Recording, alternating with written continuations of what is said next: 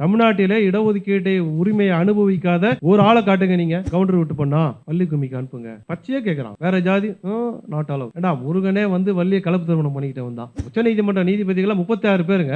OBC ஒருத்தர் கூட இல்ல. இன்னைக்கு ஆண்ட பரம்பரை பேண்ட பரம்பரைன்னு பேசிட்டு இருக்காங்க. உங்களுக்கு தெரிந்த எந்த சாதி சங்க மாநாடுகள்யாவது இடஒதுக்கீடு குறித்தோ அல்லது இது போன்ற சாதிவாத கணக்கெடுப்பு குறித்தோ ஒரு தீர்மானம் போடுறாங்களா? விஸ்வகர்ம பிராமணன்டா நான் தான் வந்து கடவுளையே படைச்சவன். சத்தியம் சத்தியமே தீரன் சின்னமலை சத்தியமே சத்தியம் சத்தியமே கவுண்டர் பையனை தான் கட்டுவான் சத்தியமேனா பொண்ணுங்களெல்லாம் சத்தியம் பண்ண மாட்டேன்னுங்க. அப்போ பொண்ணு கரெக்டா தான் இருக்கு. தமிழ்நாட்டுக்கு தரவுகள் தேவை. எவ்வளவு பேர் படிச்சிருக்காங்க? நம்ம பழைய கணக்கையே சொல்லிட்டு இருக்கிறோம். சாதி சங்கங்கள் இன்னைக்கு எடுத்திருக்கக்கூடிய நிலைப்பாடு தமிழகத்தை பின்னோக்கி இழுக்கக்கூடிய வேலையை தான் போகுது. இப்ப இடபிள்யூ சேர்த்து கொடுத்தல 3% தான் 10% கொடுத்துறீங்களே. ஏற்கனவே அவன் அதிகம் இருக்கான். உச்ச நீதிமன்ற நீதிபதிகள் 36 பேருங்க. ஓபிசி ஒருத்தர் கூட இல்ல. இன்னைக்கு ஆண்ட பரம்பரை பேண்ட பரம்பரைன்னு பேசிட்டு இருக்கானே. தோழர் ரமணி கூட சொன்னாங்க அவங்க பிற்படுத்தப்பட்டவர். நான் இந்த பிற்படுத்தப்பட்டவர் சங்கத்துல போய் நான் பேசினா என்ன அடிக்கவே 4 பேர் வரான். என்ன எப்படிதான் நீ ஆண்ட பரம்பரையை வந்து நீ திட்டிட்டு போக வேண்டும். நாங்களும் ஆண்ட பரம்பரை. நான் ஒரே ஒரு வார்த்தை பேசிட்டேன். ஆண்ட பரம்பரை தாசில்தார் கிட்ட போயிட்டு மோஸ்ட் பேக்வர்ட் கிளாஸுக்கு நீ தானே நிக்கிற. என்ன ஏதோ ஒரு ராஜா ஒருத்தன் வாழ்ந்துருப்பான், 10 கூத்தியாரோட வாழ்ந்துருப்பான், இல்லாட்டி அந்த புறத்தில் வச்சு ஜாலியாக இருந்திருப்பான், தண்ணி வச்சிருப்பான். நீ இப்போ இன்னும் போய் நாற்று நட்டு தான் இருக்க, கொளுத்துக்காரனா இருக்கிற, என்ன கட்ட வண்டி ஓட்டிட்டு இருக்க. ஆகவே அந்த கதைலாம் பேசாதீங்க. இனிமேல் ஆண்ட பரம்பரை எல்லாம் செல்லாதுன்னு சொல்லிட்டு நான் போயிட்டு ராணிப்பேட்டை பெல் தொழிற்சாலையில் பேசிட்டு வந்தேன். முடிஞ்சு போச்சு, அவ்வளோதான் என் கதை. அதுக்கப்புறம் என்னை கூப்பிட்றதே அவனுங்க. என்ன சொல்லிட்டான், இவர் வந்தாருன்னா இவர் வந்து ஒரு பெரிய நம்மளை திட்டிட்டு போறாரு. ஒருத்தர் தண்ணி போட்டு சலம்புறான். நாங்களாம் யார் தெரியுமா? நாங்க பல்லவ சாம்ராஜ்யம் அக்னி குண்டத்தை வந்து வளர்ந்தவங்க. நாங்க நேரம் ஏண்டாடே இந்த கதையை பேசுறீங்க? அக்னி குண்டத்துல வயிற்றுல வச்சு கறிக்கு தாண்டா போவோம் கர்ப்பப்பை.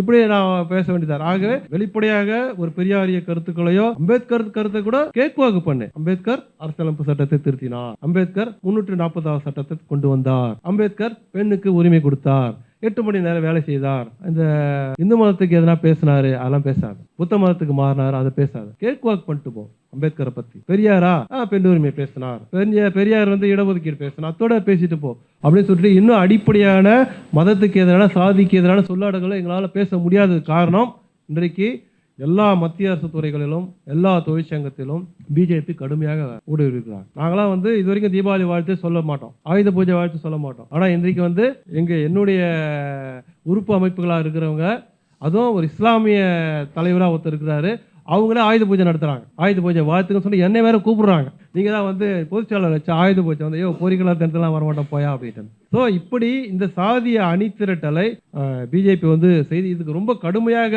பலியாகின்றவர்களாக கொங்கு மண்டலத்தை சேர்ந்தவர்கள் இருக்கிறார்கள்.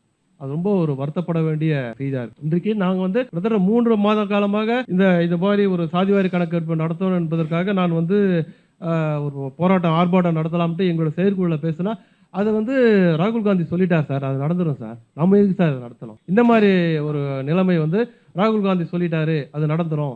அப்போ நாம எதுக்கு வந்து சாதிவாரி கணக்கெடுப்பை வந்து வலியுறுத்தி பேசணும் என்கிற பிற்படுத்தப்பட்ட அமைப்புகளுக்குள்ளே வந்து இந்த சாதிய அணித்தட்டல்கள் ஒரு பக்கம் நடந்து கொண்டே இருக்குது. ஆக நம்ம கடுமையான எச்சரிக்கையோடு நாம் வந்து இருக்க வேண்டியிருக்கு. இப்போ இன்றைக்கு வந்து இடஒதுக்கீடு வந்து மறுவரையறை செய்யப்பட வேண்டும்னா இன்றைக்கு எந்த நேரத்திலையும் வந்து உச்சநீதிமன்றம் 69% ரிசர்வேஷன் செல்லுபடியாக சொல்லிட்டு என்ன பண்ண முடியும்? பெரிய போராட்டம் நடந்துருமா தமிழ்நாட்டில்? வாய்ப்பே இல்லை. இடஒதுக்கீட்டுக்காக போராடிய காலம்லாம் முடிஞ்சு போச்சு. இன்றைக்கு இடஒதுக்கீடை வந்து நீங்கள் பறிச்சிங்கன்னா கூட அதுக்கான ஒரு பெரிய போராட்டம் தமிழ்நாட்டில் நம்ம அறிக்கை விடலாம், உணர்வாளர்களுக்கெல்லாம் நெறிப்படுத்தலாம், எல்லாம் பண்ணலாம்.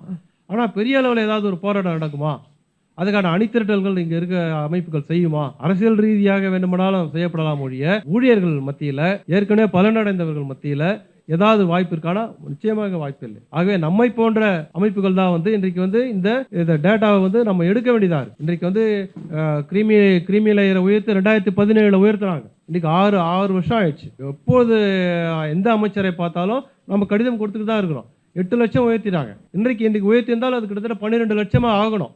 ஆனா இந்த பிற்படுத்தப்பட்ட சாதி சங்கங்கள் இருக்க, சுபகுணராஜன் வந்து ஒரு நல்ல நூல் எழுதினார், சாதி மாநாடுகளில் தந்தை பெரியார். அவர் எழுதின நூல் தானே தொகுப்பு. அந்த தொகுப்பு அவர் போட்டார். சாதி மாநாடுகள்ல போயிட்டு டேர் டெவலா பேச வந்த பெரியாருங்க இன்னைக்கு சாதி மாநாடுகள்ல எந்த சாதி உங்களுக்கு தெரிந்த எந்த சாதி சங்க மாநாடுகள்யாவது இடஒதுக்கீடு குறித்தோ அல்லது இது போன்ற சாதிவாத கணக்கெடுப்பு குறித்தோ ஒரு தீர்மானம் போடுறாங்களா?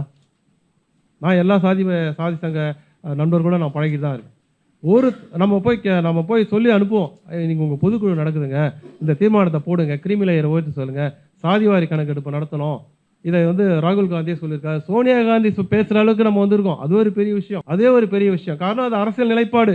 அதுல வந்து நமக்கு இன்னைக்கு வந்து ஓபிசி சென்சஸை வந்து எடுக்கணும், ஓபிசி இடஒதுக்கீடை வந்து பெண்களுக்கு விரிவுபடுத்தணும்னு சோனியா காந்தி அவர்கள் சொல்லக்கூடிய அளவுக்கே நாம வந்திருக்கிறது ஒரு மிகப்பெரிய ஒரு சாதி அரசியல் ரீதியாக நம்ம வெற்றி பெற்றிருக்கோம் என்று தான் சொல்லணும். சாதி சங்கங்கள் இன்னைக்கு எடுத்திருக்கக்கூடிய நிலைப்பாடு தமிழகத்தை பின்னோக்கி இழுக்கக்கூடிய வேலையை தான் போகுது. நீங்க விஸ்வகர்மா சங்கத்துக்கிட்ட போய் பேசி பாருங்களேன். அவன் பாப்பான கூட உயர்ந்த நிலையில பேசுறான். விஸ்வகர்மா பிராமணன்டா நான் தான் வந்து கடவுளையே படிச்சவன். அவங்க ஒரு பத்திரிக்கை ஒன்று வருது, படிச்சு பாருங்க. விஸ்வகர்மா பிராமணன் அப்படின்னு சொல்லிப்பான். நான் பூணூல் போறதுக்கு எனக்கு தான் தகுதி இருக்கு. ஆனா முதல்ல தமிழ்நாட்டில போராடி உயிர் நீத்தவர்கள் விஸ்வகர்மா தான் இடஒதுக்கீட்டுக்காக. பார்ப்பனர்களுக்கு இணையா நாங்களும் வந்து சடங்குகளை நடத்துவோம்னு சொல்லிட்டு அவர்களுக்கு இணையா வந்து ஒரு நான் பிராமின் மூமெண்ட் நடத்தணும் அவங்க தான். ஆனா இன்றைக்கு அவர்கள் எப்படி இருக்கிறார்கள்? இன்றைக்கு கொங்கு வேளாளர்கள் எப்படி இருக்காங்க?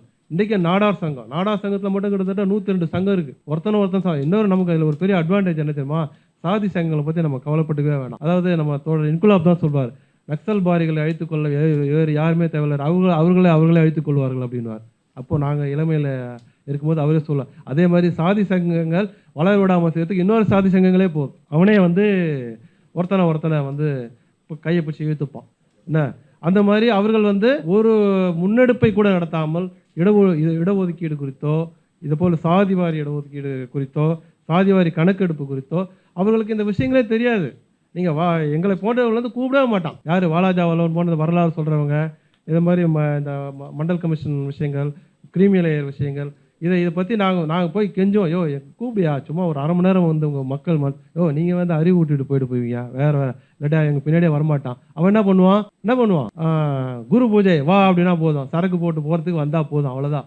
நீ இடஒதுக்கீடு குறித்தோ வேலை வாய்ப்பு குறித்தோ எதை குறித்தும் பேசாது. இந்த நிலைமையில தான் வந்து பாஜக வெற்றி பெறுகிறது. இதுதான் வந்து இந்த இடத்துல தான் நாம் வந்து ரொம்பவும் அது திராவிட இயக்கமாக இருந்தாலும் சரி, இடதுசாரிகளாக இருந்தாலும் சரி, வேற அந்த அமைப்புகளாக இருந்தாலும் சரி, நாம் இந்த இடத்துல தான் வந்து ரொம்ப கடுமையாக வந்து நம்ம வந்து மிஸ் பண்ணுறது. தமிழ்நாட்டில் இருக்கக்கூடிய மிகவும் பிற்படுத்தப்பட்ட சங்கங்களுக்கு தன்னுடைய அந்த ஆண்ட பரம்பரை போதையையும் சாதி வெறித்தனத்தையும் மிக அதிகமாக ஊட்டப்பட்டு வருகிறது. எதிர்காலத்திலே வந்து அரசியல் ரீதியாக நாம வலிமையா இருக்கிறதுனால, உதாரணத்துக்கு சமீபத்தில் நடந்தது ஒரு வள்ளி கும்மி. என்ன நடந்தது உங்களுக்கு தெரியும்.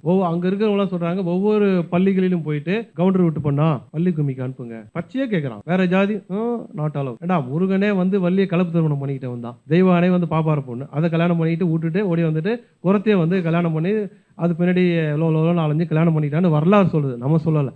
என்ன அந்த வள்ளி கும்மி ஆடுறவன் ஜாதி ரீதியாக தான் பொண்ணு கேட்கறான். அதுல ஒருத்தன் வந்து சொல்றான், சத்தியம் சத்தியமே தீரன் சின்னமலை சத்தியமே கவுண்டர் பையனை தான் கட்டுவோம் சத்தியமேனா பொண்ணுங்களெல்லாம் சத்தியம் பண்ண மாட்டேன்னுங்க. அப்போ பசங்களாம் விசில் அடிக்கிறான். அப்போ பொண்ணு கரெக்டாக தான் இருக்கு. நாங்கள் இனிமேல் இவனுக்கு பக்கம் போக மாட்டோம் அப்படின்னு சொல்லி. அப்போ எந்த அளவிற்கு இவர்கள் வந்து இந்த சாதி சங்கங்களை வளர்த்து இவர்கள் வந்து கொண்டு போறாங்கன்னு நம்ம எச்சரிக்கையோடு நாம வந்து ஒரு வீதி நாடகமோ அல்லது ஒரு கருத்தரங்கமோ எது நடத்தினாலுமே இவர்கள் வந்து செவிமடுப்பதே இல்லை. ஆனால் இது போன்ற ஆன்மீக விஷயங்கள்ல இறங்கி ஒரு விளக்கு பூஜைன்னு போடுறான். அந்த விளக்கு பூஜைகளை பெண்களுக்கு வந்து சாதி சங்கமே நடத்துது.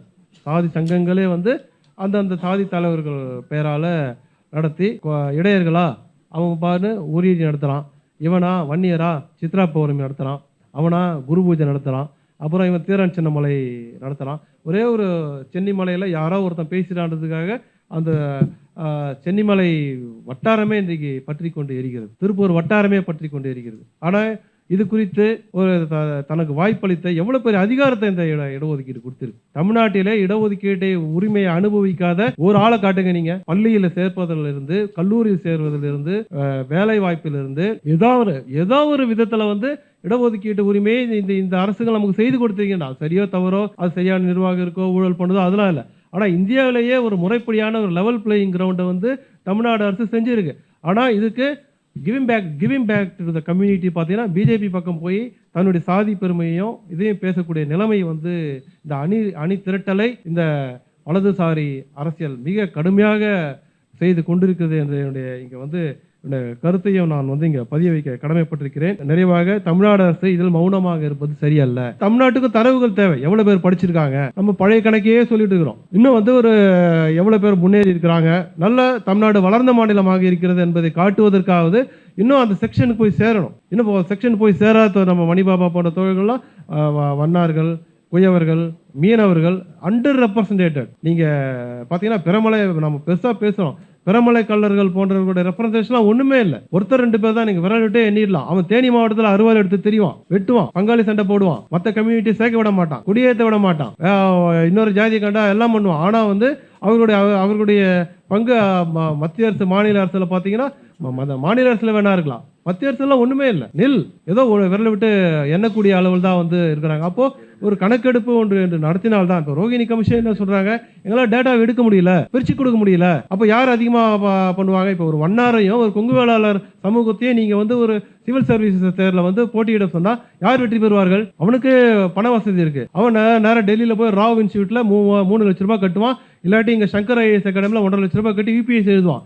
இவர்களால் முடியுமா? இவர்கள் எங்காவது இப்போதுதான் வந்து அதை வேட்டு தொழில் செய்து கொண்டிருக்கிறார்கள். நிறைய பேர் இன்னும் வந்து ஓரத்தில் ஒரு வண்டியை வச்சுக்கிட்டு அயன் பாக்ஸ் வச்சு இஸ்திரி போட்டு தான் இருப்பாங்க. அவர்களால் எப்படி வந்து பண்ண முடியும்? அப்போ அவர்களுக்காக கம்பார்ட்மெண்ட்டை அவங்களுக்கு ஒரு ஒதுக்குனாதான், அந்த கம்பார்ட்மெண்ட்டில் அவங்க ஏறி டிராவல் பண்ணாதான் அவங்க போய் ஊர் போய் சேருவாங்க. அப்போ அந்த தகவல்கள் நமக்கு தேவை. அந்த தகவல் எதுவுமே இல்லை. எவ்வளவு பேருக்கு இப்போ மணிபாபா கேளுங்க, எத்தனை பேருக்கு மத்திய அரசுல டேட்டா இருக்கா? என்கிட்டே இல்லை. நானே 30 வருஷமா இல்லை குப்பை கொட்டுறேன், என்கிட்டே இல்லை. எங்களால் எடுக்க முடியல, சொல்ல மாட்டான். அந்த டேட்டாவை எடுக்கிறதுக்கு எங்களுக்கு அதிகாரமும் இல்லை. அப்ப யார் எடுக்கிறது? அரசு தான் எடுக்கணும். எவ்வளவு பேர் வேலை செய்யற அந்த டேட்டாவை எடுக்க மாட்டேன்றாங்க. ஓபிசி இது வந்து குத்துமதிப்பா தான் ஓடுது. 27% கொடுத்துட்டாங்கன்னு சொல்றான், நான் கேட்டா கொடுத்துடுவேன்றான். அது இப்போ வந்திருக்கிற புள்ளி விவரங்கள் ஒரு பொய்யான புள்ளி விவரங்கள் தான், ஒன்றும் சரியான புள்ளி விவரங்கள். அதுக்கான ஒரு வெப்சைட் இல்ல, ஒரு டேட்டா இல்ல, அதை கலெக்ட் பண்ணக்கூடிய. அப்போ இந்த மாதிரி ஒரு அதிகாரமிக்க ஒரு அமைப்பு ஒரு புள்ளி விவரத்தை எடுத்தால் நிச்சயமாக பலனளிக்கக்கூடிய வாய்ப்பு இருக்கிறது என்று சொல்லி அதை நோக்கி நாம் முன்னேறுவோம். இந்த முன்னெடுப்பை நடத்திய தோழர்களுக்கு மீண்டும் ஒரு முறை நான் வந்து